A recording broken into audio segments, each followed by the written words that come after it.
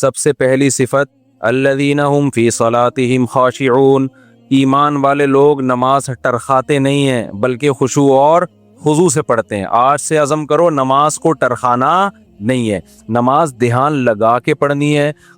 خوب سمجھ لو، نماز میں دھیان لگانے کی کوشش کرنا تو ضروری ہے، دھیان کا لگنا فرض نہیں ہے، کیونکہ وہمی لوگ پھر ٹینشن میں آتے ہیں، ابے دماغ ہی نہیں لگ رہا، دماغ ادھر ادھر گھوم رہا ہے، یار یہ کیا، ابے چھوڑو، تمہارے ذمے جو اللہ نے کام لگائے تم وہ کرو، لگانے کی کوشش کرو، لگ جائے ٹھیک ہے، نہیں لگے تو اللہ کیا کرے گا، قبول کر لے گا۔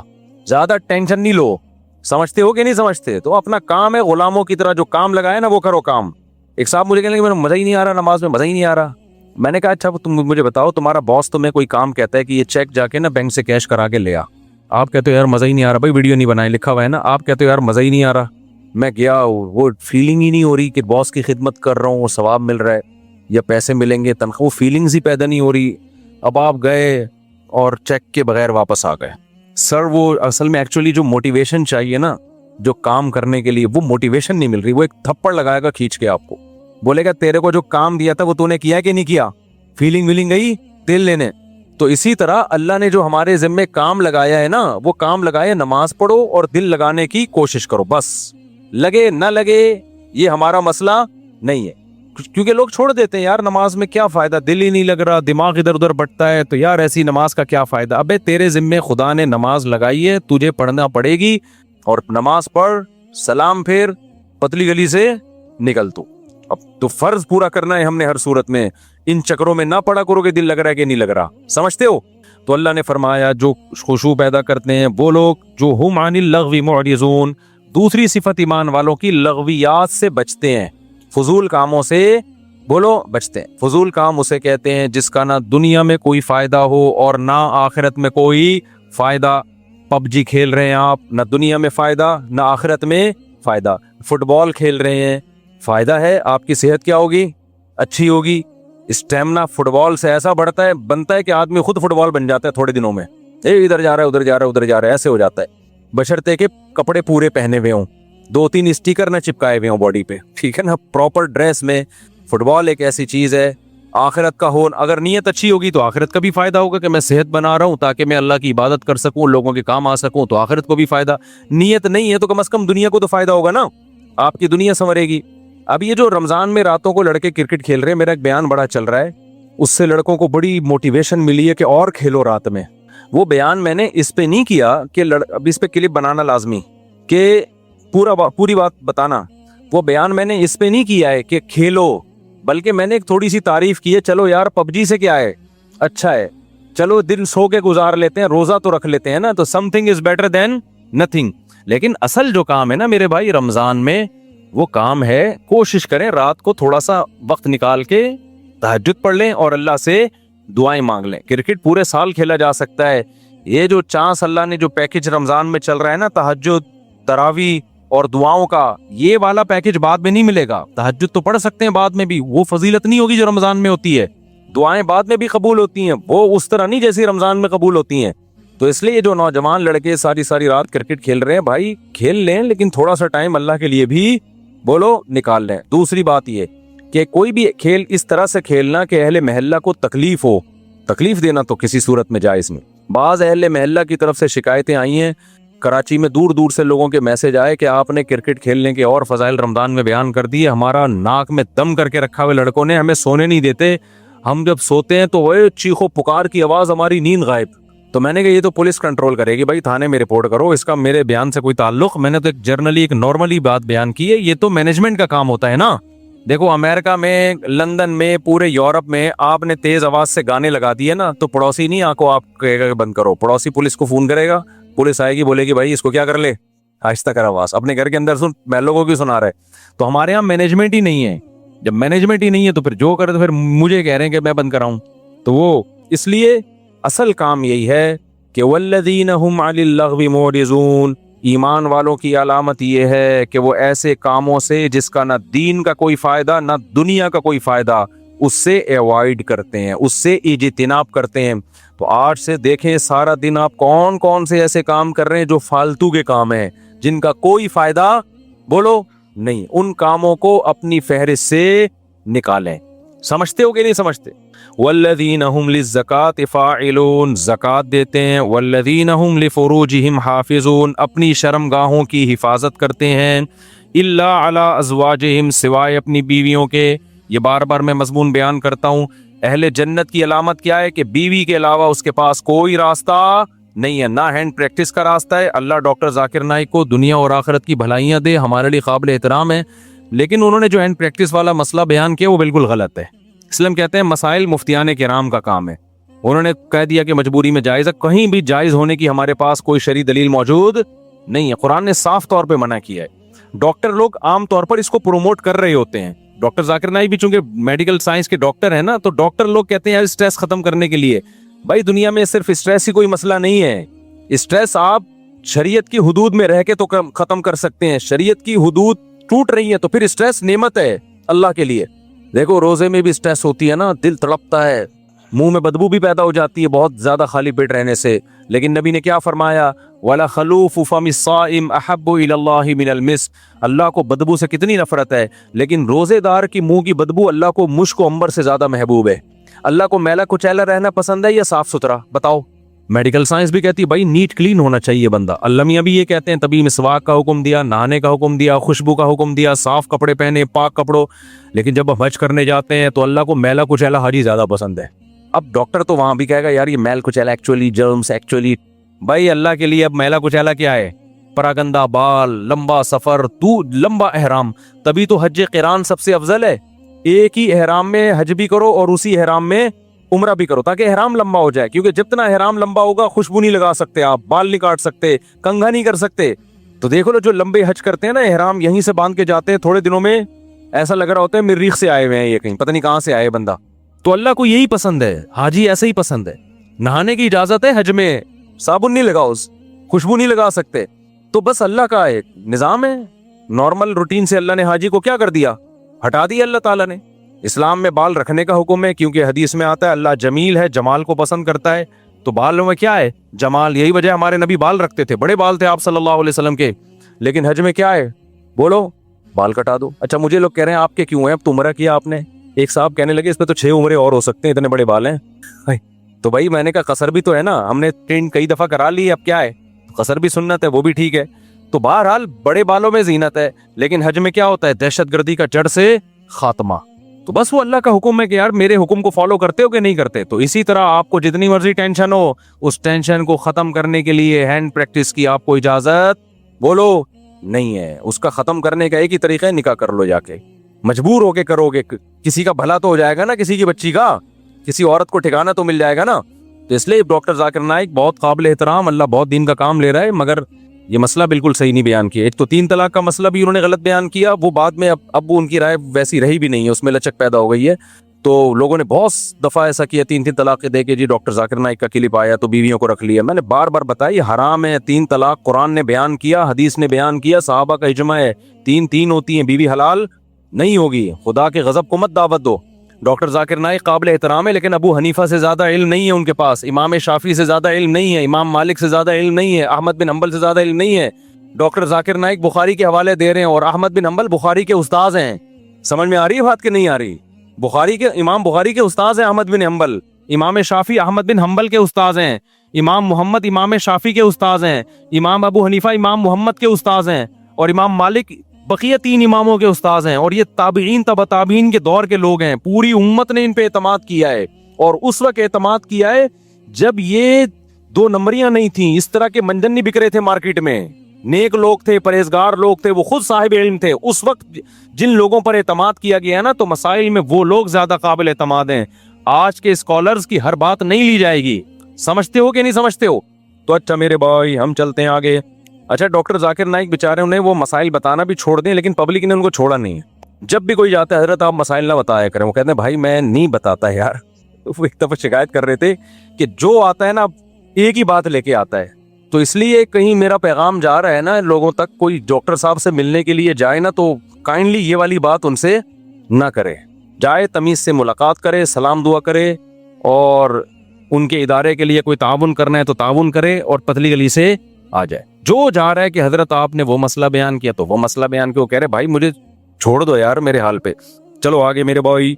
جو کام وہ کر رہے ہیں اس میں ان کے ساتھ تعاون بھرپور طریقے سے کرنا چاہیے. جس غیر مسلموں کو دعوت دینا, کتنے لوگوں کو مسلمان کر لیا, اور کتنا قطر کی گورنمنٹ نے بھی بلایا نا. لوگ پہلے کہتے تھے کہ اسلام تلوار سے پھیلا ہے, اب لوگ کہیں گے اسلام فٹ بال سے پھیلا ہے. پہلے مشہور تھا کہ اسلام کس سے پھیلا ہے, تلوار سے. علماء نے بتایا نہیں جی اخلاق سے پھیلا ہے. اب نہ اخلاق سے پھیلا ہے نہ تلوار سے پھیلا ہے. اسلام کس سے پھیلا ہے, فٹ بال سے. قطر میں فٹ بال کا ٹورنامنٹ ہوا نا, پتہ نہیں کتنے لوگ مسلمان ہو گئے ڈاکٹر ذاکر نائک کے ہاتھ پہ. تو اس چیز میں ان کے ساتھ بھرپور تعاون کرنا چاہیے, اور ہر وقت جا کے طنز کرنا, طعنے کرنا, یہ چیز بالکل بھی مناسب نہیں. چلو میرے بھائی ہم آگے چلتے ہیں. تو اللہ میاں نے یہاں پر بتایا کہ اپنی شرمگاہوں کی حفاظت کرتے ہیں, یعنی اپنی خواہش پوری نہیں کرتے سوائے اپنی بیویاں اور باندیوں سے. باندیوں کا سیٹ اپ آج کل کیا ہو گیا ہے, ختم. بین الاقوامی معاہدہ ہے, اب کوئی کسی کو باندی نہیں بنا سکتا. کوئی عورت آ کے باندی بننا بھی چاہے نا کہ میں آج سے آپ کی غلام ہوں, لونڈی ہوں, نہیں ہو سکتا. یہ سمجھتے ہو, اسلام نے آزاد عورت کو یہ رائٹ ہی نہیں دیا کہ وہ کسی کی باندی بن جائے. وہ صرف جنگوں میں قید ہوا کرتی تھی, اور پوری دنیا میں یہ تھا کہ یہ معاہدہ تھا. اب وہ پوری دنیا میں معاہدہ ہو گیا ہے کہ اب جنگوں میں جو قید ہوگی وہ باندی نہیں بنے گی. تو اسلام نے معاہدے کی پابندی کا حکم دیا ہے, سمجھتے ہو, کیونکہ اسلام میں کوئی لازمی حکم نہیں تھا باندی بناؤ. پاکستان سے کسی نے پوچھا ہے کیا مرد اور عورت کی نماز کے طریقے میں کچھ فرق ہے, جیسا کہ بعض علماء کہتے ہیں. کئی بار یہ مسئلہ ایکسپلین کر چکا ہوں. فرق ہے, اجماع امت سے ثابت ہے, تواتر عملی سے ثابت ہے کہ عورتیں سمٹ کے نماز پڑھیں گی. جیسے کہ عورت کا صفا مروہ پہ دوڑنا یہ ثابت نہیں ہے, یعنی چلنا, تو یہ کسی صریح حدیث میں نہیں ہمیں ملتا, لیکن تواتر عملی سے ثابت ہے. اس لیے عورتیں صفا مروہ پہ چلتی ہیں, دوڑتی نہیں ہیں. اور عورت آہستہ لبیک کہتی ہے. عورت رمل نہیں کرتی. طواف کے پہلے 3 چکروں میں جو سینہ کڑا کے چلتے ہیں نا, یہ عورت کے لیے نہیں ہے. حالانکہ کسی حدیث میں نہیں ہے کہ عورت یہ کام نہیں کرے گی. نبی صلی اللہ علیہ وسلم نے فرمایا خذوا عنی مناسککم, جیسے میں نے حج کیا ایسے حج کرو. لیکن پھر بھی ہم عورت کو کہتے ہیں بھائی آہستہ چلو, آپ دوڑو نہیں. جبکہ حضرت ہاجرہ تو عورت تھی, وہ تو دوڑی تھی. تو اصل میں یہ مسائل تواتر عملی سے ثابت ہوتے ہیں, سینہ بسینہ چلے آ رہے ہیں. تو ہر مسئلے پر صریح حدیث کا مطالبہ کرنا یہ خود ایک جہالت ہے, کم علمی کی دلیل ہے. کہ یہ اس کی علامت ہوتی ہے کہ آپ کو قرآن و سنت سے جو فقہاء نے مسائل اخذ کیے ہیں ان کے اصول ہی آپ کو معلوم نہیں ہے. ایسے تو بہت سارے مسائل سے ہم محروم ہو جائیں گے, بہت سارے مسائل کو غلط قرار دینا پڑے گا جو صدیوں سے اجماعی مسائل ہیں امت کے. تو عبادات میں عورت کی حیا خود مطلوب ہے. جیسے صفا مروہ پہ کیوں چلے گی, اس لیے کہ دوڑنا عورت کی حیا کے خلاف ہے عبادت میں. اور لبیک آہستہ کہے گی تاکہ عبادت جتنی حیا کے ساتھ ہو سکتی ہے اتنی ہو. رمل نہیں کرے گی کیونکہ عورت کا طواف کے دوران رمل کرنا, سینے کو اکڑا کے چلنا, یہ حیا کے خلاف ہے. تو اسی طرح عورت کا مردوں کی طرح نماز پڑھنا یہ بالکل حیا کے خلاف ہے. تو وہ سمٹے گی عبادات میں. نبی صلی اللہ علیہ وسلم نے عورت کو حکم دیا, فرمایا کہ گھر کی نماز مسجد سے بہتر ہے, کیونکہ اس میں حیا زیادہ ہے, اس میں اپنے آپ کو ظاہر نہیں کرنا پڑتا اس کو. پھر گھر میں بھی اندر صحن سے بہتر ہے کمرے میں نماز پڑھے, آپ صلی اللہ علیہ وسلم نے فرمایا. تو یہ کیسے ہو سکتا ہے کہ جو اتنی زیادہ حیا کا حکم دے رہا ہے عبادت کے دوران, پھر عورت کو جسم بھی زیادہ چھپانا لازم ہے. یعنی مرد پہ تو وہ سب چیزیں لازم نہیں ہیں, اتنا پردہ کرنا نماز کے دوران. عورت پر تو اسکارف لینا بھی لازم ہے, کلائیاں چھپانا بھی لازم ہے. تو یہ سب اس بات کی علامات ہیں کہ عورت عبادت میں حیا کا اظہار کرے گی. تو اس لیے اس پر پوری امت کا اتفاق ہے, اور جو مسئلہ اتفاقی ہوتا ہے نا اس کے خلاف جانے کی اجازت نہیں ہوتی. تو پہلے اہل حدیث بھی یہی کہا کرتے تھے. ان کے جو اہل حدیث کے قدیم فتاوی ہمیں ہندوستان میں ملتے ہیں وہ یہی ملتے ہیں کہ عورت سمٹ کے نماز پڑھے گی. بعد میں مسئلہ پھیلا ہے اور پھر اس کو لے لیا لوگوں نے اور مطالبہ شروع کر دیا اس پہ کوئی حدیث دکھاؤ. تو جب بھی کوئی ایسے کہا کرے نا حدیث دکھاؤ, تو آپ کہیں گے ٹھیک ہے تم صفا مروہ پہ حدیث دکھا دو کہ عورت دوڑے گی نہیں بلکہ چلے گی. تو ایسے مسائل تواتر عملی سے ثابت ہوتے ہیں. چاروں اماموں کا اس پر اتفاق ہے, حنفیہ, شافعیہ, مالکیہ, حنبلیہ, سب سے. امام احمد بن حنبل تو امام بخاری کے استاذ ہیں, تو وہ تو حدیث کو زیادہ سمجھتے ہیں. انہوں نے بھی یہی لکھا ہے کہ عورت سمٹ کے نماز پڑھے گی. اچھا بھائی, محمد آصف یو پی سے, اگر کسی امام کو پورے جسم میں, امام مسجد کو پورے جسم میں بیماری ہے اور وہ بیماری چھونے سے پھیل سکتی ہے, تو کیا ایسے امام کے پیچھے نماز پڑھنا ٹھیک ہے؟ ایسے امام کے پیچھے نماز پڑھنا ٹھیک ہے, لیکن امام کو چاہیے کہ وہ اس بیماری کے دوران مسجد میں نہ آئے, کیونکہ لوگ مسافہ کریں گے, کچھ بھی ہوگا, تو بہتر ہے کہ وہ پھر گھر میں ہی نماز پڑھے. ایسی بیماری جو متعدی ہوتی ہے نا, تو اس میں خود ہی اپنے آپ کو لوگوں کے سامنے ظاہر کرنے سے اجتناب کرنا چاہیے. اسلام آباد سے کسی نے پوچھا, اگر میاں بیوی کے تعلقات عرصہ دراز سے ٹھیک نہ ہو اور انہی تعلقات کو ٹھیک کرنے کے لیے اگر کوئی سالس بیٹھ جائے اور ان کے درمیان یہ فیصلہ ہو جائے کہ شوہر کو ایک مقررہ مدت دی جاتی ہے، اگر اس وقت میں اس نے بیوی کی طرف رجوع نہیں کیا تو بیوی کو طلاق ہو جائے گی، اور بدلے میں وہ بیوی کو حق مہر دے گا اور کچھ پیسے وہ سالس جرمانے کے طور پر رکھے۔ دریافت طلب امر یہ ہے کہ اگر شوہر مقررہ مدت میں رجوع نہ کر سکا تو کیا یہ طلاق واقع ہو جائے گی؟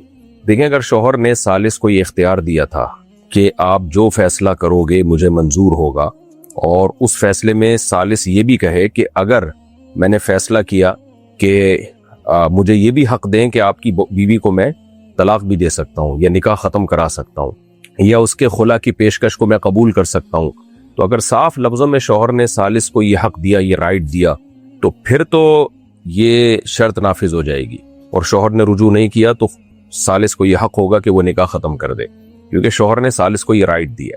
یا شروع میں تو یہ رائٹ سالس کو شوہر نے نہیں دیا تھا، لیکن سالس نے جب یہ فیصلہ کیا کہ اگر رجوع آپ نے نہیں کیا تو پھر آپ کی بیوی کو طلاق واقع ہو جائے گی، اور طلاق سے مراد بھی طلاق بائن یعنی نکاح ختم ہو جائے گا، تو اور شوہر نے اس پیشکش کو قبول کر لیا کہ ٹھیک ہے جی میں اس فیصلے کو قبول کرتا ہوں، تو قبول کرنے کے بعد بھی پھر طلاق واقع ہو جائے گی، کیونکہ یہ طلاق کا حق اللہ نے ہسبینڈ کو دیا ہے، شوہر کو دیا ہے، تو وہی حق سالس کو بھی دے سکتا ہے، یا سالس جب یہ حق لے اور اس پہ وہ ایگری ہو جائے شوہر تو بھی ٹھیک ہے، لیکن اگر شوہر اس پیشکش پہ ایگری نہیں ہوا تو پھر خود بخود طلاق واقع نہیں ہوگی۔ باقی جرمانے کی جو شرط ہے نا کہ اتنا جرمانہ دے گا، یہ شرط کا لدم ہے، لا يحل مال امرئ مسلم الا بطیب نفس منہ، کسی کا مال اس کی دل کی خوشی کے بغیر حلال نہیں ہے، تو یہ جرمانے کی جو شرط لگا دی کہ آپ اتنا پیسہ بھی دیں گے، تو اگر یہ شوہر مان بھی لیتا ہے نا پیسہ بھی دوں گا تو بھی اس پر لازم نہیں ہے کہ اتنا پیسہ دے وہ، ہاں حق مہر کا جو ہے حق وہ دینا پڑے گا۔ ثاقب رحمان بھارت سے، قتل کرنا حرام ہے، کیا قتل نہ کرنا ثواب ہے؟ زنا کرنا حرام ہے، کیا زنا نہ کرنا ثواب ہے؟ شراب پینا حرام ہے، کیا شراب نہ پینا ثواب ہے؟ اس پر تھوڑی سی روشنی ڈالیں۔ دیکھیں، قتل کرنا حرام ہے، قتل نہ کرنا اس وقت ثواب ہے جب قتل کا موقع ملے اور اس میں آپ کو فائدہ ہو رہا ہو اور آپ اللہ کے خوف سے بچ جائیں تو ثواب ہے۔ ایویں قتل نہ کرنا کہ کیسے ثواب ہو گیا؟ یہ تو پھر ساری دنیا نہیں قتل کر رہی تو کیا ہر وقت ثواب مل رہے ہیں ان کو؟ تو موقع ملا، لالچ بھی تھی، اس میں فائدہ بھی تھا، قدرت بھی تھی، اور سزا ملنے کا یقین بھی نہیں تھا آپ کو دنیا کی جو سزا ہوتی ہے، پھر بھی آپ اللہ کے خوف سے بچ گئے یا شریعت کی وجہ سے بچ گئے یا جنت کی لالچ میں بچ گئے یا جہنم کے عذاب سے کہ خوف کھا کے بچ گئے تو ثواب ملے گا۔ اسی طرح زنا کرنا بہت بڑا جرم ہے، گناہ ہے۔ زنا نہ کرنا ثواب اس وقت ہے جب آپ میں زنا کی طاقت ہو، زنا کا موقع ہو اور آپ اللہ کے خوف سے بچو، پھر ہے تو یعنی جیسے موقع لگا نا آپ کو ملا زنا کا، آپ کر سکتے تھے لیکن آپ نہیں کر رہے، تو یقیناً آپ کو صرف یہ نہیں کہ ثواب ملے گا بلکہ بہت زیادہ ثواب ملے گا۔ رسول اللہ صلی اللہ علیہ وسلم نے فرمایا 7 لوگ ایسے ہیں، 7 یظلهم اللہ فی ظلہ یوم لا ظل الا ظلہ، 7 افراد کو اللہ قیامت کے دن اپنے عرش میں کے سائے میں خاص سایہ دے گا اللہ تعالیٰ ان کو۔ ان میں ایک وہ رجل دعتہ امرأۃ ذات حسن ومال قال انی اخاف اللہ، کوئی حسین عورت اس کو زنا کی دعوت دے اور وہ کہے کہ مجھے اللہ کا خوف ہے، تو چونکہ اس کو موقع ملا نا زنا کا اور اس نے وہ موقع ضائع کر دیا اللہ کے خوف سے، تو یہ بہت بڑے اجر کا مستحق ہوگا۔ تو کسی گناہ کا انسان کو موقع ملتا ہے، جیسے شراب پینے کا موقع ملا، اس کو دل چاہ رہا تھا پینے کا، نہیں پیا اس نے، نہیں پی اس نے، تو یہاں اس کو شراب چھوڑنے کا ثواب ملے گا۔ اچھا بھائی، مہاراشٹر انڈیا سے کسی نے پوچھا ہے، میرا ایک دوست ہے، اس سے بچپن میں زنا ہو گیا تھا لیکن اس کو پتہ ہی نہیں تھا کہ یہ گناہ ہے، اگر اس کو بڑے ہو کر پتہ چلا تو کیا اس کی معافی ہے؟ اگر ہے تو پھر کیسے کریں؟ دیکھیں، بالغ ہونے کے بعد کم علمی یہ کوئی عذر نہیں ہے شریعت میں، تو اگر گناہ ہو گیا تھا آپ توبہ استغفار کرے اللہ سے اور اپنے جرم کا کسی کے سامنے اظہار نہ کرے، خوب گڑ گڑائے روئے اللہ تعالیٰ کے سامنے۔ زنا ایسی چیز نہیں ہے جس کے بارے میں علم ہونا ضروری ہو، یہ طبعی طور پر انسان اس کو برا سمجھتا ہے، یہ اللہ نے اس انسان میں ایسے سافٹ ویئر ڈال دیے ہیں کہ اس کو پتا ہوتا ہے کہ میں غلط کام کر رہا ہوں۔ جیسے جھوٹ، آپ کہیں کہ اس کو پتہ ہی نہیں تھا کہ جھوٹ بولنا گناہ ہے، تو بھائی جھوٹ بولنا تو آپ کا ضمیر آپ کو کہے گا یہ آپ گناہ کر رہے ہو۔ تو ایسے ہی زنا بھی ایسی چیز نہیں ہے کہ آپ کو یہ لگے کہ یہ گناہ نہیں ہے، یہ تو ضمیر انسان کا کہتا ہے کہ یہ جرم کر رہا ہوں میں۔ کچھ گناہ ایسے ہیں جو اللہ نے انسان کی فطرت میں اس کے سافٹ ویئر ڈال دیے فطرت بتا دیتی ہے کہ یہ آپ غلط کر رہے ہیں. یہ تو دنیا چونکہ شہوت پرست بن چکی ہے، اب زنا کو لیگل کر دیا، خدا کا خوف ختم ہو گیا، فطرت سے بغاوت، خواہشات کے غلامی تو ہے، ورنہ دنیا کی ہر قوم میں، ہر مذہب میں زنا ہمیشہ سے حرام ہی رہا ہے. تو اب سیکولر لبرل قوتوں نے انسانوں اور گدے گھوڑوں میں فرق ختم کر دیا ہے اور زنا پہ ڈال دیا پوری دنیا کو. تو بہرحال جرم ہوا، اس کو چاہیے اللہ سے خوب گڑ گڑا کے ایک دفعہ معافی مانگ لے، پھر ہمیشہ کے لیے بھول جائے اس جرم کو.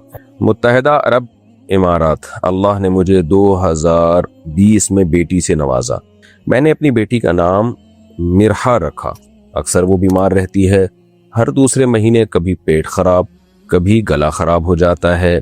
مجھے رشتہ داروں نے نام بدلنے کا مشورہ دیا، رہنمائی فرمائے مجھے کیا کرنا چاہیے.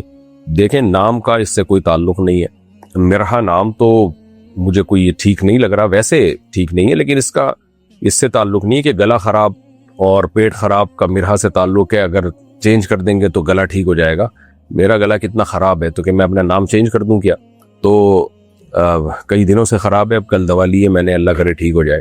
آواز بیٹھ گئی ہے مسلسل، بولا نہیں جا رہا. تو یہ تو مسائل رہتے ہیں کسی کے ساتھ. آپ گلا جو ہے وہ اچھے ڈاکٹر کو بتائیں، دکھائیں. توہمات کی دنیا جو ہے نا، جو اس میں ایک دفعہ پڑ گیا نا وہ برباد ہو گیا بس. یعنی وہم ہے نا آپ کو کہ شاید نام ہو، کل کوئی پاگل اٹھ کے بولے گا کہ اس کے جو آپ نے جتنے کپڑے پہناتے ہیں نا وہ سارے چینج کر دیں، یہ سارے اٹھا کے پھینک دیں، آپ دوسرے کپڑے پہنا دیں اس بچی کو، شاید ٹھیک ہو جائے. شاید کا دنیا میں کوئی انتہا نہیں ہوتی. کل کوئی کہے گا فلاں نے یوں کر کے دیکھا تو اس کی نظر لگی ہے، اس سے گلا خراب ہے، تو اب فلاں سے ملنے پر پابندی لگا دیں، فلاں کے دیکھنے پر پابندی لگا دیں. تو دنیا میں جو لوگ شاید اور توہمات کے پیچھے چلتے ہیں ان کی زندگی برباد ہی ہوتی ہے. گراؤنڈ ریئلٹی کو دیکھ کر زندگی گزارا کریں تو گلے خراب بھی ہوتے ہیں، بچوں کے پیٹ بھی خراب ہوتے ہیں، اور بچوں کی بیماریاں تو بچپن کے ساتھ ختم ہو ہی آتی ہے. تو اس لیے اتنا بڑا ٹینشن والا مسئلہ نہیں ہے یہ. سعودی عرب سے کسی نے پوچھا ہے، میرا سوال سود سے متعلق ہے. اب سے کچھ عرصے پہلے میں نے ایک زیر تعمیل ہوٹل میں ایک سویٹ 20 سال کی لیز پر لیا. معاہدے کے مطابق ہوٹل انتظامیہ ہی اس کو اپنے استعمال میں لائے گی، مطلب اس کی دیکھ بھال بھی کرے گی اور اس کو کرائے پر بھی دے گی. اس کے بدلے وہ مجھے ایک فکس اماؤنٹ سال کے آخر میں پروفٹ دے گی. کیونکہ ہوٹل ابھی تک زیر تعمیل ہے اور بزنس ایکٹیویٹی ابھی شروع نہیں ہوئی، مگر پھر بھی وہ مجھے پروفٹ دے رہے ہیں. سوال یہ ہے کہ ایسے میں کیا یہ پروفٹ سود کے زمرے میں آئے گا؟ کیا یہ منافع حلال ہے یا حرام؟ جناب یہ منافع حرام ہے. وجہ اس کی یہ ہے کہ کوئی کمرہ شمرہ ہے ہی نہیں جس کو وہ رینٹ پر دیں آگے. تو ابھی آپ کا جو کمرہ تھا وہ بنا ہی نہیں ہے، تو اس لیے یہ سود ہی ہے. اس لیے آپ یہ معاملہ ختم کریں. آپ کے لیے اس میں صرف اتنا پیسہ حلال ہے جو آپ نے دیا ہے، لگایا ہے، اتنی رقم لیں، پروفٹ جائز نہیں ہے. محمد سہیل کراچی سے. میں نے پچھلے دنوں ایک جھینگا کھایا ہے 2 یا 3 لقموں میں، اور میں فقہ حنفی پر چلتا ہوں، تو کیا میں امام شافعی کی رائے کو لے سکتا ہوں یا میری 40 دن تک نماز قبول نہیں ہوگی؟ بھائی جھینگا مکروہ ہے، فقہ حنفی میں مکروہ تحریمی ہے، لیکن ایسا حرام نہیں ہے کہ کھا لیا تو 40 دن نماز ہی قبول نہیں ہو رہی. یہاں لوگ پتہ نہیں کیا کیا کھا رہے ہیں، بہنوں کی وراثتیں جائیدادیں کھا جاتے ہیں، تو اس لیے کوئی اتنا بڑا مسئلہ نہیں ہے. یہ اختلافی مسئلہ ہے تو احتیاط کریں، نہ کھائیں آئندہ. باقی کھانے پر اتنا کوئی ٹینشن لینے کی ضرورت نہیں ہے. ایک فقہ کو فالو کرنا چاہیے، تو اس کا تقاضا یہ ہے کہ نہ کھائیں آئندہ، کیونکہ سمندر کی صرف مچھلی حلال ہے ہمارے نزدیک، اور اس کے دلائل بھی بہت مضبوط ہیں. کسی ایک صحابی سے بھی ثابت نہیں ہے کہ انہوں نے سمندر کی مچھلی کے علاوہ کبھی کچھ کھایا ہو. اور احلت لنا میتتان السمک والجراد، حدیث میں آتا ہے 2 مردار ہمارے لیے حلال ہیں، ایک مچھلی اور ایک ٹڈی. تو اس پر دلائل میں ریکارڈ کروا چکا ہوں. لیکن چونکہ مسئلہ ائمہ کے مابین اختلافی ہے، تو اختلافی مسئلے میں ایسا صریح حرام نہیں کہا جا سکتا اس کو کہ اس پہ وہی وعیدیں ہوں جو شراب پینے پہ ہوتی ہیں. تو کھا لیے تو کوئی اتنا بڑا مسئلہ نہیں ہے، آئندہ احتیاط کر لے، نہ کھائیں آئندہ. قاسم صاحب کے پی کے سے. میری زوجہ بغیر کسی عذر کے جنسی تعلق قائم نہیں کرتی. جب میرا دل چاہے اور اس کا نہ چاہے، مجھے ذہنی اور جنسی دونوں اعتبار سے بہت تکلیف ہوتی ہے. میں نے کئی بار طلاق کا بھی سوچا، لیکن پھر اس کے سائیڈ ایفیکٹ برداشت کرنے کی ہمت نہیں ہوتی. اگر زبردستی کروں اور موڈ ہی خراب ہو تو پھر چھوڑنا ہی بہتر سمجھتا ہوں، اور بی پی ہائی ہو جاتا ہے. برائے مہربانی اس کا جواب عنایت فرمائیں. اگر آپ زوجہ کے بیسک حقوق ادا کر رہے ہیں تو پھر شریعت میں عورت کے لیے جائز نہیں ہے کہ مرد کے دل میں خواہش ہو اور وہ منع کر دے. نبی صلی اللہ علیہ وسلم کی صحیح حدیث ہے کہ جو مرد اپنی زوجہ کو بستر کی طرف بلائے اور وہ نہ آئے تو پوری رات فرشتے اس پر لعنت کرتے ہیں، اور اس رات اللہ اس عورت کی کوئی عبادت قبول نہیں کرتا۔ تو ہمارے ہاں لبرل سیکولر طبقے نے خواتین کو یہ باور کرا کے نا کہ تمہارا بھی اتنا ہی حق ہے جتنا شوہر کا حق ہے، اگر اس کا موڈ ہے اور تمہارا موڈ نہیں ہے تو کوئی اس کو رائٹ نہیں ہے تمہارے پاس آئے، ایسی باتیں کرا کے ان کمبختوں نے سوائے طلاقوں کے ریشو بڑھانے کے کچھ بھی نہیں ہے۔ مرد اور عورت کو انہوں نے بالکل ایک ریلیشن ختم کر کے گدے گھوڑے والی زندگی دے دی ہے ان کو، کہ جیسے جانور ہوتے ہیں نا، تو کوئی ریلیشن اس سینس میں کہہ رہا ہوں جانور کے ریلیشن نہیں ہے، تو ریلیشن جب ہی بنتا ہے جب قربانی دینی پڑتی ہے۔ مرد قربانی دیتا ہے وہ یہ قربانی کہ اپنی آمدن کا ایک بہت بڑا حصہ اپنے بیوی بچوں پہ خرچ کرتا ہے، گیس کا بل دے گا، بجلی کا بل دے گا اور وفا کرے گا عورت کے ساتھ، اور عورت قربانی دے گی کہ مرد کی جو جائز خواہشات ہیں اس میں اس کے ساتھ اس کا تعاون کرے، اور اگر موڈ نہیں بھی ہے تو شوہر کے لیے اپنی اس خواہش کو کچلنا بہت مشکل ہوتا ہے۔ تو عورت کا خواتین کہہ دیتی ہے ہمارا موڈ نہیں ہے تو ہم پہ کیوں زبردستی ہے؟ بھائی آپ پھر چھوڑ کے، یا آپ نے شادی کی کس سلسلے میں ہے؟ نکل جاؤ یہاں سے۔ وہ کہ میرا موڈ نہیں ہے کہ میں گھر میں راشن پانی لے کر آؤں، میں تھک گیا ہوں، تو جب اس کا موڈ ہو یا نہ ہو اس پر لازم ہے کہ آپ کی بیسک ضرورتوں کا وہ کو پورا کرے، چاہے اس کا موڈ ہو یا نہ ہو۔ تو اسی طرح عورت کا بھی یہی ہے کہ موڈ ہو یا نہ ہو، مرد کی ایک خواہش ہے اس کو پورا کرے وہ۔ تو اس میں نبی صلی اللہ علیہ وسلم نے بہت شدید وعیدیں عورت کے لیے بیان کی۔ یہاں ہماری ہاں ایک سیکولر لبرل خواتین ایک سوال یہ بھی اٹھاتی ہیں کہ پھر اگر عورت کا موڈ نہ ہو، عورت کا موڈ ہو اور مرد کا موڈ نہ ہو تو کیا مرد بھی پابند ہوگا؟ تو اس کا جواب یہ ہے کہ آپ کیوں مرد اور عورت کو ایک نظر سے دیکھ رہے ہیں؟ سیکولر لبرل طبقے نے یہ کام کیا ہے کہ مرد اور عورت کو ایک جیسا بنا دیا انہوں نے۔ اور بھائی جب عورت کا موڈ ہو مرد کا موڈ نہ ہو، تو مرد کا موڈ نہ ہو پھر بھی اس کو مجبور کیا جائے کہ وہ یہ کام کرے، یہ مرد پہ ظلم ہے، کیونکہ مرد کو تیار ہونا پڑتا ہے اس کام کے لیے، اس کے اندر انرجی ہوگی، اس کے اندر ایک چاہت ہوگی تو وہ یہ کر سکے گا، وہ زبردستی یہ کام نہیں کر سکتا۔ جبکہ عورت اس کی حیثیت ایک آبجیکٹ کی حیثیت ہوتی ہے، تو وہ اگر نہ بھی چاہے تو بھی وہ مرد کی خواہش کو پوری کرنے کا ذریعہ بن سکتی ہے۔ تو اس لیے یہ سوال ہی انتہائی بیہودہ ہے جو آج کل سیکولر لبرل طبقے نے اٹھایا ہوا ہے کہ یہ کیا بات ہے کہ اسلام عورت کو تو پابند کرتا ہے کہ مرد کا جب موڈ ہو تو وہ عورت اس کی خواہش کو پوری کرنے کا ذریعہ بنے، اور عورت کا جب موڈ ہو اور مرد کا موڈ نہ ہو تو پھر اسلام مرد کو پابند نہیں بناتا۔ تو اسلام دین فطرت ہے، اس لیے وہ مرد پر ایسا کام ڈالے گا ہی نہیں جو وہ کر نہ سکے وہ تو۔ اور ویسے بھی اللہ تعالیٰ نے مرد میں جو ڈیزائرز ہیں یہ بہت زیادہ رکھی ہیں، تو مرد کے لیے اس کو کچلنا بہت مشکل کام ہوتا ہے، اور عورت میں یہ ڈیزائرز مرد کی نسبت بہت کم ہے۔ تو عمومی طور پر ایسی نوبت آتی ہی نہیں ہے کہ مرد کے دل میں رغبت ہو، یعنی عورت کے دل میں رغبت ہو اور مرد کے دل میں رغبت نہ ہو۔ اکثر ایسا ہوتا نہیں ہے، بہت کم ایسا ہوتا ہے، زیادہ تر تو ایسا ہی ہوتا ہے کہ مرد کے دل میں رغبت ہوتی، عورت کی کوئی خواہش نہیں ہوتی۔ تو ایسے موقع پہ شریعت نے پھر اس عورت کو حکم دیا ہے کہ بھائی وہ جب مرد سے اس کو بیسک حقوق مل رہے ہیں تو اس چیز میں وہ مرد کا ساتھ دے، کیونکہ عورت اگر ساتھ نہیں دے گی، مرد جا کے ادھر ادھر جا کے منہ مارے گا وہ، اور اس کو جو ہے وہ بہت زیادہ ڈپریشن میں جاتا ہے۔ کہ مرد کے لیے اپنی اس خواہش کو کنٹرول کرنا آسان نہیں ہے، عورت کے لیے آسان ہے، مرد کے لیے بہت مشکل ہے۔ تو فوراً ہماری جو سیکولر لبرل خواتین ہیں وہ یورپ کی مثالیں دینا شروع کر دیتی ہیں، بھائی یورپ پر قیاس نہ کرو اپنی سوسائٹی کو، وہ لوگ بالکل ہی کنٹرول سے باہر ہو گئے ہیں، وہ تو بالغ ہوتے ہی ان کے لڑکیوں کے بوائے فرینڈ ہوتے ہیں، وہ نارمل نہیں ہے۔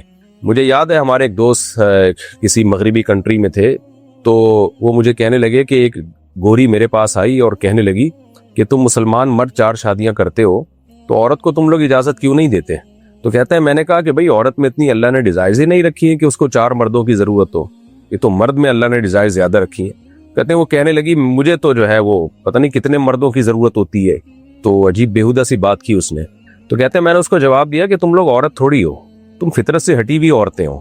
جو عورت ہوتی ہے وہ ہوتی ہے جو باپ کے گھر سے رخصت ہو کے شوہر کے گھر میں جائے، پھر اس کو حیض و نفاس بھی آتا ہے، پھر اس کے بچے بھی ہوتے ہیں، پھر وہ بچوں کو دودھ بھی پلاتی ہے، یہ سارا زمانہ عورت پہ گزرتا ہے۔ تم لوگ عورت والی زندگی کہاں گزار رہی ہو؟ تم تو مردوں والی زندگی گزار رہی ہو۔ بالغ ہوتے ہی تمہارا کوئی بوائے فرینڈ، بلکہ بلوغت سے پہلے ہی بوائے فرینڈ ہوتا ہے، پھر تمہارے کو بچے ہوتے نہیں ہیں، نہ تم نے دودھ پلانا ہوتا ہے، وہ ساری زندگی میں ایک آدھ بچہ ہو گیا تو ہو گیا، اس کے بھی فیڈ پہ تمہاری مرضی ہے پلانا ہے نہیں پلانا ہے، پھر زندگی میں 20 قسم کے بوائے فرینڈ آ رہے ہیں، تو تمہاری کوئی سوسائٹی نیچرل تھوڑی ہے۔ تو جو نیچرل ہے وہ یہی ہے جو اسلام نے بتایا ہے۔ تو اس لیے خواتین کو اس بارے میں بہت شدید وعید ہے کہ اگر مرد کی خواہش ہو اور عورت اس خواہش کو پوری کرنے میں ذریعہ نہ بنے۔ تو دنیا کی سزا ملے نہ ملے لیکن آخرت میں اللہ کی طرف سے بہت سخت سزا ہے اس کے اوپر. اور نبی صلی اللہ علیہ وسلم نے فرمایا اس پر لعنت ہوتی ہے اور اللہ تعالیٰ اس کی, اگر وہ اللہ سے رات کو عبادت کرے, دعائیں مانگے, کوئی دعا قبول نہیں ہوتی اس کی. تو وجہ اس کی یہ کہ مرد پہ بہت زیادہ ٹینشن ہوتی ہے مرد کو, اور وہ پھر حرام کاموں کی طرف جانے کا خطرہ اس کا بڑھ جاتا ہے. آگے کسی نے مسئلہ پوچھا, عمان صاحب کہتے ہیں ماشاء اللہ مفتی, عمان سے کسی نے پوچھا ہے ماشاء اللہ مفتی صاحب کا بیان باقاعدگی سے سنتی ہوں, ماشاء اللہ بہت اچھا بیان ہوتا ہے. میری ایک درخواست ہے, آپ بیٹوں کی ماؤں کو بھی تھوڑی تلقین کریں کہ اپنے بیٹوں کے لیے حور نہ ڈھونڈیں, اپنا معیار ذرا درمیانہ رکھیں. اگر کسی کو اپنی بیٹی کے لیے کوئی لڑکا پسند ہے تو کیا وہ خود بول سکتی ہے یا اس لڑکے کی ماں کی طرف سے رشتے کا انتظار کریں؟ ہمارے معاشرے میں اس بات کو پسند نہیں کیا جاتا کہ لڑکی والے خود پیغام دیں. ہمارا معاشرہ کبھی کبھار ایسا لگتا ہے جاہلوں کا معاشرہ ہے, کوئی بھی ڈھنگ کا کام سوسائٹی میں ہو ہی نہیں رہا ہے. تو کیا کہہ سکتے ہیں پھر ہم, غیرت ہوگی تو اتنی غیرت ہوگی کہ وہ بچی جو ہے ذرا سا کہیں ابا سے بات بھی کر لے کہ یا اماں کو پیغام دے دے کہ میں نے کہیں شادی کرنی ہے تو بندوقیں نکل آئیں گی اس پہ. اور بغیرتی ہوگی تو اتنی ہوگی کہ 10 سال سے لڑکی کو چھوڑا ہوا ہے, وہ موبائل پہ لگی رہتی ہے, دوستوں یونیورسٹی میں جا کے پتہ نہیں کیا کر رہی ہے, وہ پوچھنے والا ہی نہیں ہے کوئی. کل ایک صاحب میرے پاس آئے نا مسئلہ پوچھنے کے لیے, کہنے لگے وہ جی ہمارے خاندان میں ایک بچی ہے, وہ 8 سال سے اس کا کوئی بوائے فرینڈ ہے, دوستی ہے, ریلیشن ہے, اب وہ اس سے شادی کرنا چاہ رہی ہے. تو لڑکی کے ابا کہہ رہے ہیں اگر تو نے میری مرضی کے بغیر شادی کی تو میں یہ کر دوں گا, میں یوں کر دوں گا, میں فلانا کر دوں گا, میں ڈمکانا کر دوں گا. تو اب وہ کیا کر رہی ہے جی, وہ ابا کی مرضی بغیر شادی کر رہی ہے. تو شرعاً یہ شادی ہو جائے گی, یہ بےغیرتی تو نہیں ہے. تو کیونکہ ابا کہہ رہے ہیں ہماری بےغیرتی ہے کہ ہمارے گھر میں یہ خاندانی ہمارا بدنام ہوگا اس سے کہ تم میری مرضی کے بغیر شادی کر رہی ہے. میں نے کہا ابا کو بولو بےغیرتی اس وقت تھی جب آپ نے بچی کو موبائل لے کے دیا اور اس کی نگرانی بھی نہیں.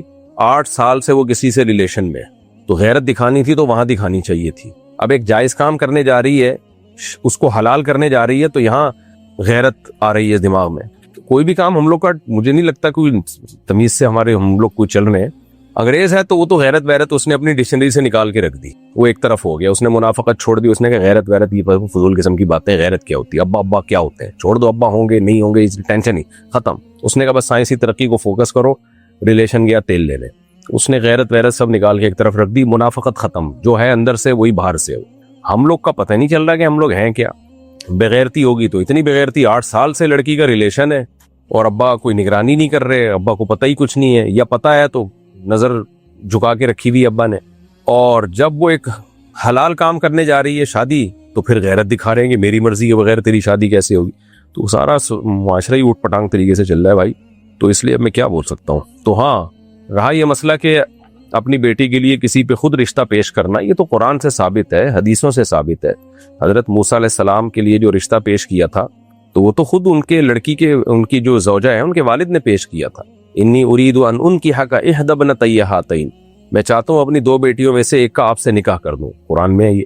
پھر حضرت حفصہ رضی اللہ تعالی عنہا کا نکاح جو ہے حضرت عمر نے خود حضرت ابو بکر پہ پیش کیا, پھر حضرت عثمان پہ پیش کیا.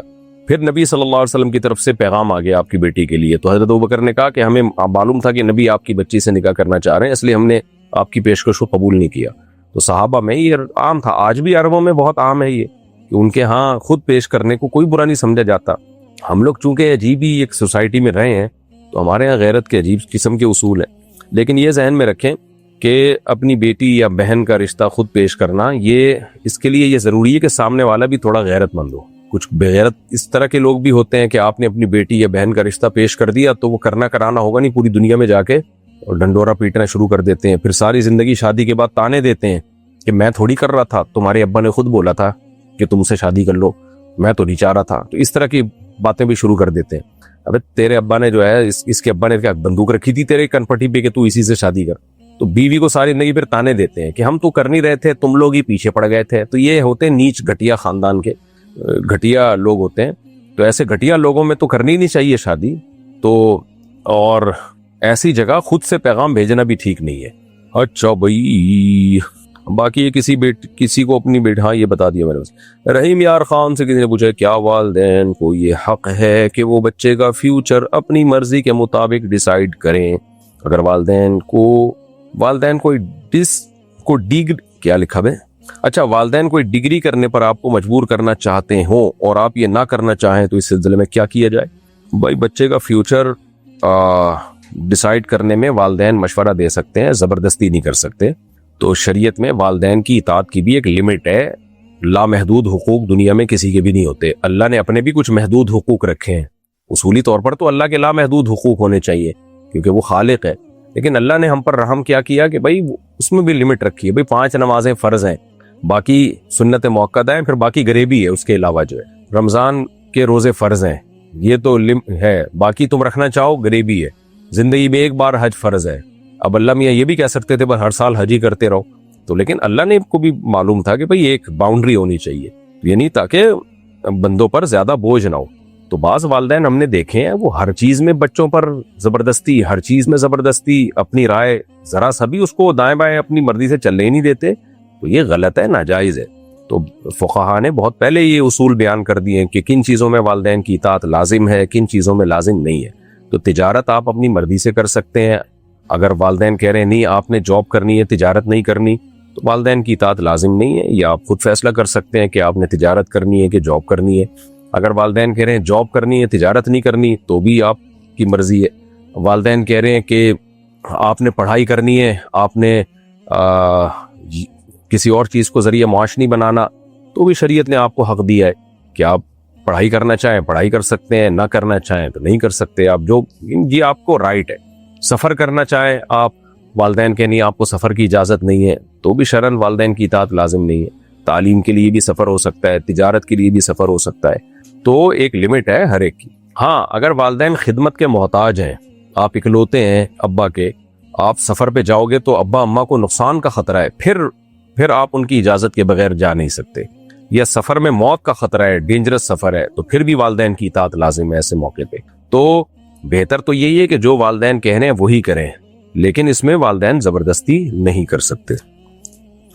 انڈیا سے کسی نے پوچھا، میرے والد گورنمنٹ ملازم ہیں، وہ آفس کا لیپ ٹاپ گھر لاتے ہیں، کیا میں اس میں اپنا کام کر سکتا ہوں؟ بھائی لیپ ٹاپ ان کو کیوں دیا ہے؟ آفس ورکنگ کے لیے دیا ہے، تو پھر گھر میں نہیں لا سکتے. جب نہیں لا سکتے تو اس پہ آپ کے لیے کام بھی جائز نہیں ہے. تو گورنمنٹ کی چیزیں اٹھا کے لوگ ہر جگہ لے کے گھوم رہے ہوتے ہیں. نظام الدین صدیقی انڈیا سے، کیا ہم ایجوکیشنل ویڈیو کو پروموٹ کر سکتے ہیں اگر اس میں سمجھانے والی عورت غیر مسلم ہو، جو تھوڑی دیر میں اسکرین پر آتی ہے اور زیادہ تر ویڈیو میں ویب سائٹ دکھاتی ہے؟ انہوں نے ہاف آستین کی ٹی شرٹ پہن رکھی ہے، سر پر کپڑا نہیں ہے، فوکس ٹیچنگ پر ہی ہے، رہنمائی فرمائیں. شیئر کر سکتے ہیں آپ. نیت یہ کریں کہ میں تعلیمی چیزوں کو شیئر کر رہا ہوں، اس میں یہ نیت نہ کریں کہ میں لڑکیاں دکھانے کی نیت کر رہا ہوں. بہت سی چیزوں کا مدار نیت پر بھی ہوتا ہے. باقی جو سننے والا ہے وہ اس کی اپنی نگاہیں ہیں کہ وہ کس نیت سے سن رہا ہے، کس نیت سے اس کو دیکھ رہا ہے. تو بہتر تو یہی ہے کہ ایسی لڑکی جو بے پردہ ہو کر ایجوکیشنل ویڈیو کو پروموٹ کر رہی، ایجوکیشنل ویڈیو بنا رہی ہے، اور ینگ لڑکی ہو تو پھر تو اس کو نہ کریں. لیکن اگر کوئی ینگ لڑکی نہیں ہے اور اس میں آپ کو یہ زیادہ خطرہ نہیں ہے کہ ایسی کوئی بے حیائی کا والا معاملہ ہوگا، تو ایسی ویڈیو کو پروموٹ کرنے کی گنجائش ہے.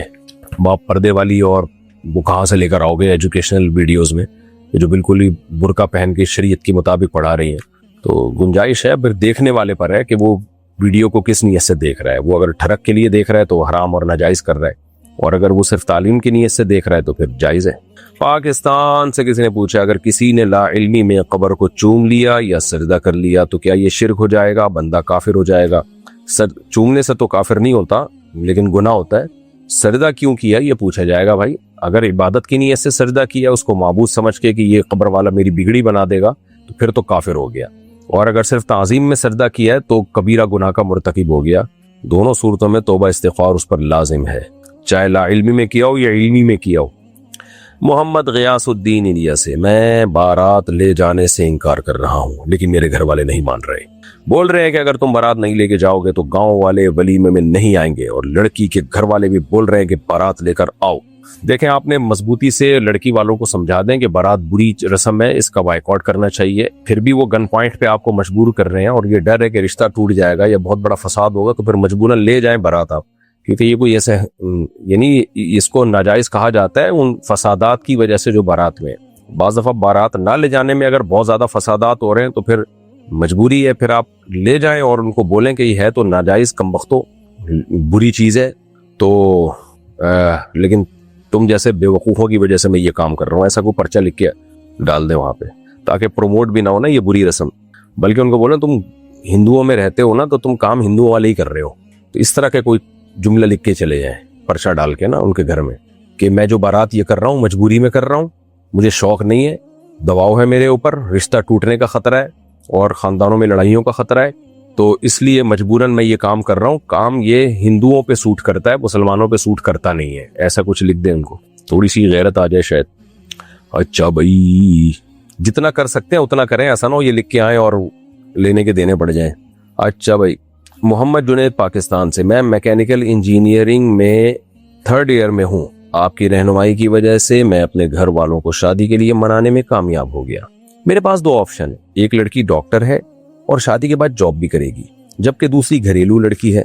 मशवरा दीजिए कि किसको तरजीह दूं। अगर दीनी हालत को देखा जाए तो दोनों दीनी लिहाज से एक जैसी हैं। सुभान अल्लाह, फौरन से पहले दोनों से शादियां करो, क्योंकि आपको एक पढ़ी लिखी लड़की भी चाहिए होगी, डॉक्टर है, आप उससे पैनाडोल के बारे में पूछिएगा कि ये सर में दर्द कैसे, क्योंकि 2 के बाद आपके सर में दर्द तो होगा, तो एक डॉक्टर तो आपको लाजमी चाहिए ही होगी। तो वो आपको डिटेल से बताएगी कि जी पैनाडोल इस तरह से आपके खोपड़ी को सेट करती है। तो दोनों से करो मेरे भाई। अच्छा भाई, और अगर दोनों से करना नामुमकिन है, क्यों नामुमकिन है, एक तो फर्ज क्यों कर लिया, मुझे तो ये समझ में नहीं आता। दोनों का पैगाम भेज दो कि भाई बोल मैं दोनों से कर रहा हूँ। तो अगर दोनों में से एक राजी हो गई ना दोनों से करने कि भाई ठीक है तुम उधर भी करो हमसे भी कर लो, तो उससे तो कर ही लें फौरन। इसका मतलब वो दोबारा दूसरी शादी में रुकावट बनेगी नहीं। अगर डॉक्टर राजी हो जाती है कि भाई ठीक है मेरे बाद एक और, यानी आप उससे भी कर लें, इसका मतलब वो दूसरी शादी पे राजी है, तो उस डॉक्टर से कर लें आप। और उससे भी वो इनकार कर दे तो डॉक्टर ने तो आपको परमिशन पहले से दी हुई होगी। तो जब वो क्लिनिक चलाएगी तो घर में घरदारी के लिए आपको बीवी चाहिए, तो एक और बाद में ले आइएगा घरदारी के लिए। तो आप डॉक्टर से कह दिएगा कि देखो तुम तो उस पर राजी थी, तो अब भी मैं कर रहा हूँ दूसरी, तो क्या हो गया इसमें। और अगर घर वाली जो घरदारी वाली बीवी लड़की है जो डॉक्टर नहीं है, वो अगर कह रही है कि जी आप ऐसा करें कि आप डॉक्टर से कर लें, डॉक्टर से भी कर लें, तो फिर उससे करें और डॉक्टर से भी कर लें। डॉक्टर मना कर देगी तो कोई बात नहीं, फिर आप एक और डॉक्टर तलाश कर लीजिएगा, क्योंकि डॉक्टरों में तलाक याफ्ते भी होती हैं, बेवाएं भी होती हैं, वो दूसरी बीवी बनने पर राजी हो जाती हैं। तो मजा ही मजे हैं आपके भाई, टेंशन लेने का है ही नहीं। पाकिस्तान से किसी ने पूछा है, मेरी सास जो मेरी फुप्पो भी हैं हमेशा मेरे घर में पड़ी रहती हैं। सुभान अल्लाह, फुप्पो होने का नाजायज फायदा उठा रही हैं या सास होने का। ना अपने शौहर का ख्याल रखती हैं ना ही अपने घर का, हमेशा मेरी वालदा और बहनों से लड़ती रहती हैं और मेरी बीवी को भी घर के काम करने के लिए नहीं छोड़ती। इनकी वजह से मुझे डर है कि हमारा रिश्ता ना टूट जाए। इस्लाम इस हवाले से क्या कहता है और मुझे क्या करना चाहिए। फुप्पो को बोलो, अपने फुप्पो के मियाँ को बोलें अपने फुप्पा को कि भाई अपनी अमानत को संभालें काइंडली, क्योंकि ये अमानत है आपकी, ये अमानत आप लेके जाएं। तो आप इसमें जबरदस्ती पहले मोहब्बत से समझाएं, मोहब्बत से बाज ना आए तो फिर उनको जबरदस्ती भी कर सकते हैं कि पप्पो आप कोई बेवा तो नहीं है ना, कि आपको कोई सहारा चाहिए और कोई है ही नहीं, तो आपके तो हस्बैंड हैं अल्हम्दुलिल्लाह। हस्बैंड ना लेके जाएं, हो सकता है हस्बैंड ने रखा हुआ ही खुद ही हो आपके पास, तो यानी पप्पो के जो हस्बैंड हैं उन्होंने इसी सिलसिले में आपके यहाँ छोड़ा हो, वो भी टेंशन में आए हुए हो। बाज़ दफ़ा आदमी अपनी टेंशन दूसरे को भी पहना देता है। तो फिर आप पप्पो के बच्चों से रब्ता करें कि भाई आपकी वालदा मोहतरमा हमारे यहाँ आई हुई है, आप इनको ले जाएं। तो अगर उनके शौहर नहीं लेके जाते, उनके बच्चे भी नहीं लेके जाते, तो फिर आप थाने वालों को बताएं कि ये हमारे फुप्पा की अमानत हमारे पास है, तो काइंडली ये जिसकी अमानत है आप वहां पहुंचाएं। तो मजबूरी में फिर ऐसा भी किया जा सकता है।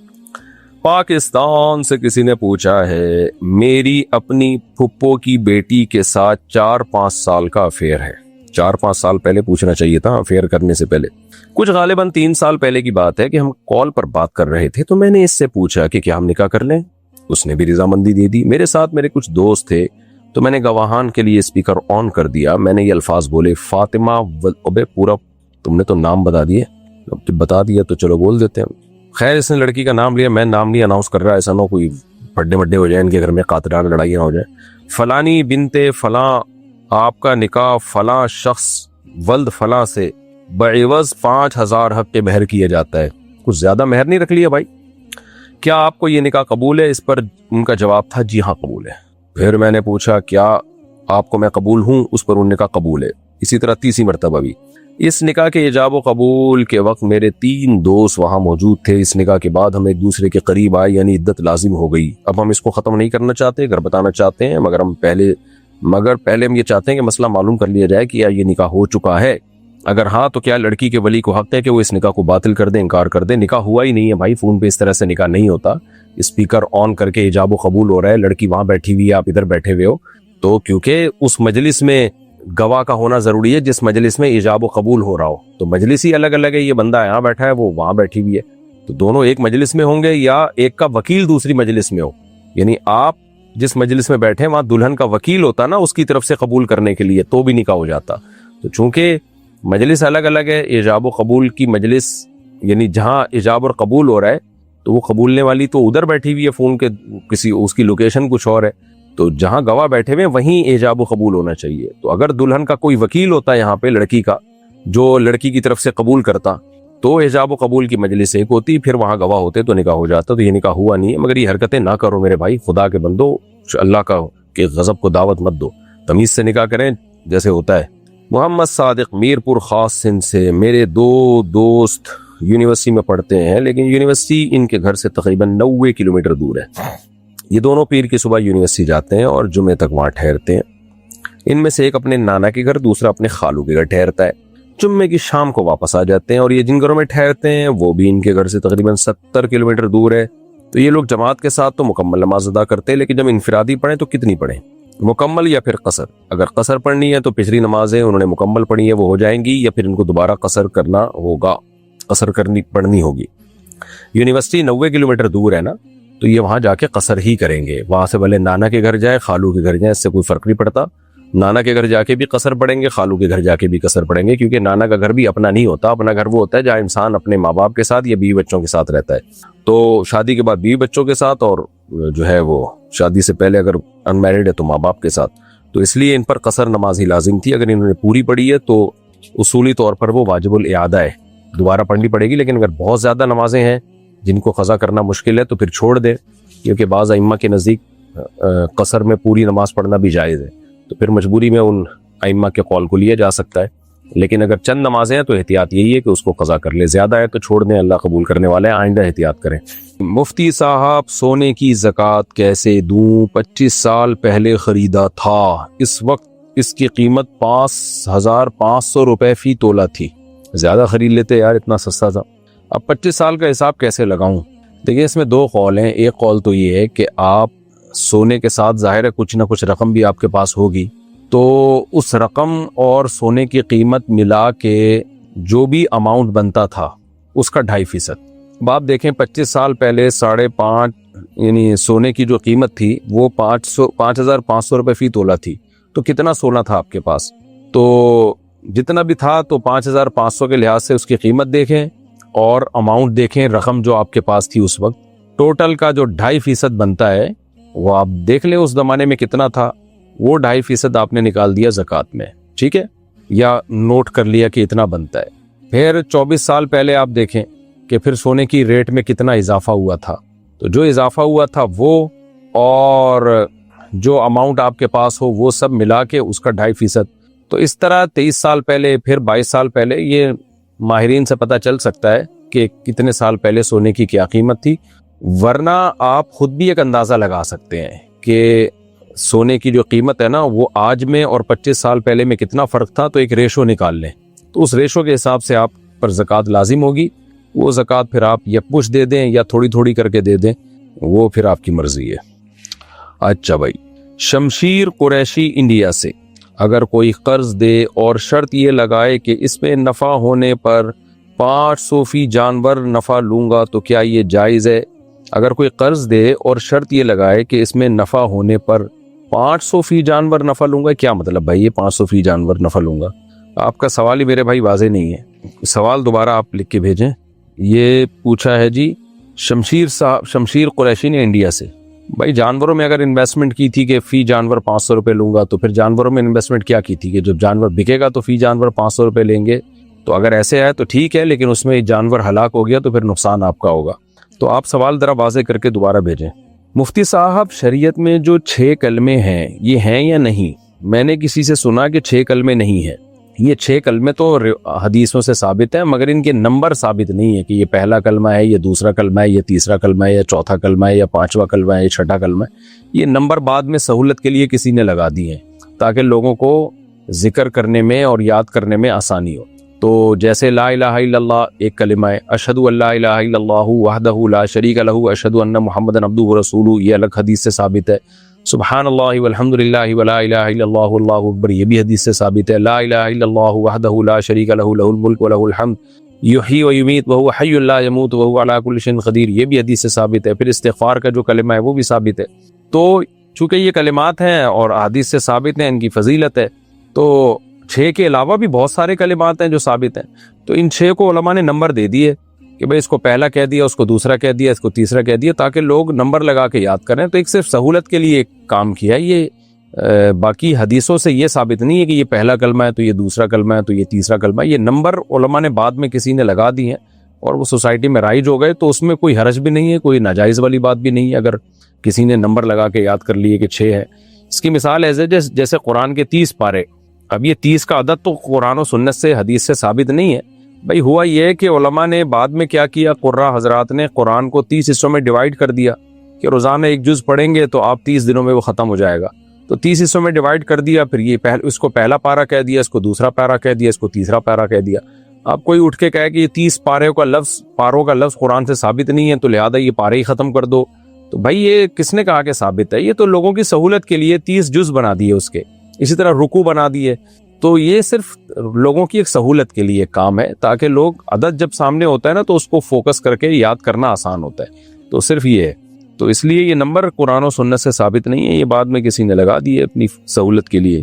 سہیل صاحب انڈیا سے، مفتی صاحب میں نے ایک لڑکی سے نکاح کیا، اس نے فون پر میرے ایک دوست کو اپنا وکیل بنا دیا اور میں نے 2 لوگوں کی مجلس میں قبول کر لیا۔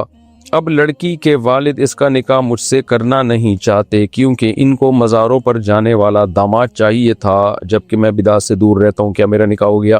پہلی بات یہ کہ آپ اس لڑکی کے ہم پلہ اور کفو یعنی اس کے جوڑ کے ہیں یا نہیں ہے، مالی اعتبار سے، دینی اعتبار سے، خاندانی شرافت کے اعتبار سے، تو جس کو جوڑ کا رشتہ کہا جاتا ہے اس سے کمتر تو نہیں ہے۔ اگر کمتر ہے تو پھر لڑکی کے ولی کی اجازت کے بغیر نکاح غیر کفو میں ہوتا ہی نہیں ہے، اس کے لیے پیرالل اور ہم پلہ ہونا ضروری ہے۔ تو اگر جوڑ کے نہیں ہے تو نکاح ویسے ہی نہیں ہوا، اگر جوڑ کے ہیں تو پھر نکاح شریعت کے مطابق کیا ہو تو ہو گیا، ورنہ نہیں۔ اب شریعت کے مطابق میں کیا ہے کہ اب آپ نے یہ کیا کہ فون پر ایک دوست کو اس نے وکیل بنا دیا اور میں نے 2 لوگوں کی مجلس میں قبول کر لیا۔ بھائی وہ 2 لوگ کون تھے؟ وہ گواہ تھے، تو کیا اس لڑکی نے جس کو وکیل بنایا تھا وہ بھی اس مجلس میں موجود تھا جس مجلس میں گواہ تھے، یا وہ بھی فون پر ہی تھا؟ یعنی گواہ اس کی بات فون پہ سن رہے تھے، اگر گواہ فون پہ سن رہے تھے تو پھر یہ نکاح نہیں ہوا۔ لڑکی نے جس کو وکیل بنایا وہ آپ کی مجلس میں موجود تھا، اس وکیل نے ایجاب کیا اور آپ نے قبول کیا، اور اس ایجاب و قبول کو اپنے کانوں سے سامنے بیٹھ کے 2 گواہوں نے سنا، تو پھر نکاح ہوتا ہے، اس کو ایجاب و قبول کہتے ہیں۔ اگر صرف فون پہ ایجاب و قبول ہوا ہے یا وہ وکیل کہیں اور بیٹھا ہوا تھا، اس نے فون پہ قبول کیا یا ایجاب کیا اور آپ نے یہاں سے قبول کیا اور فون پہ دونوں کی باتوں کو گواہ سن رہے تھے، تو ایسے نکاح نہیں ہوتا۔ آج کل لڑکیاں یہ اٹھ پٹانگ کام بہت کر رہی ہیں، ٹیلی فونوں پہ نکاح، اپنا بیڑا غرق نہ کریں، زندگیاں برباد نہ کریں اپنا۔